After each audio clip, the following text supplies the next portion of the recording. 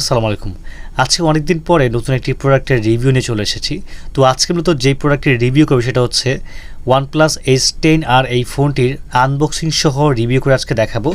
তো ভিডিওটিকে স্কিপ করবেন না, প্রথম থেকে শেষ পর্যন্ত দেখবেন, তাহলেই হয়তো আপনারা এই ফোন সম্পর্কে ডিটেল জানতে পারবেন। দেরি না করে চলুন শুরু করা যাক। Hello guys, this is Nahid Hossain Masum from Nahid blog. ফিরে আসছি ইন্ট্রো পরে।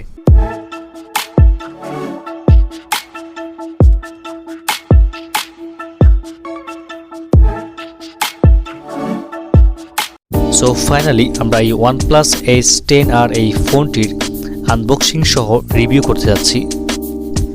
তো প্রথমে আমরা এই ফোনটির আনবক্সিং করব এবং জানবো এই বক্সে এক্স্যাক্টলি কি কি থাকছে।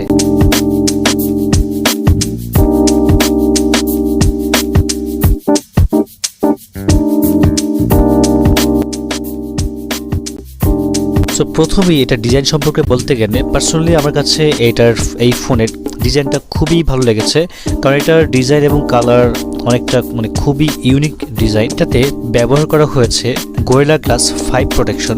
এই ফোনটি হাতে নেওয়ার পরে যে কারো কাছে এটার ব্যাক সাইডটা খুবই পছন্দনীয় হয়ে যাবে।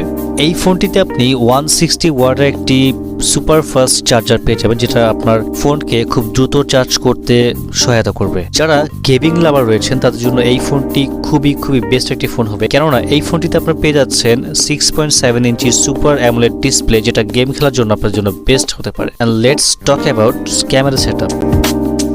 এই ফোনটিতে ক্যামেরা হিসেবে ব্যবহার করা হয়েছে 50 megapixel Sony IMX766 4K 30 fps video recording, 8 megapixel ultra wide and 2 megapixel micro lens, এবং ফ্রন্ট ক্যামেরা হিসেবে ব্যবহার করা হয়েছে 16 মেগাপিক্সেল সেলফি ক্যামেরা।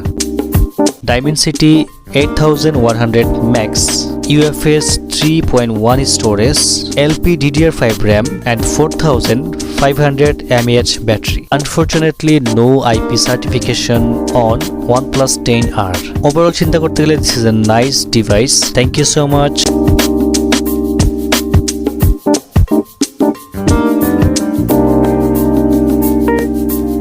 ফাইনালি ভিডিওটি আপনাদের কাছে কেমন লেগেছে? যদি ভালো লেগে থাকে অবশ্যই লাইক, কমেন্ট, শেয়ার করতে ভুলবেন না। যারা আমার চ্যানেল নতুন দর্শক তারা অবশ্যই প্লিজ সাবস্ক্রাইব মাই চ্যানেল।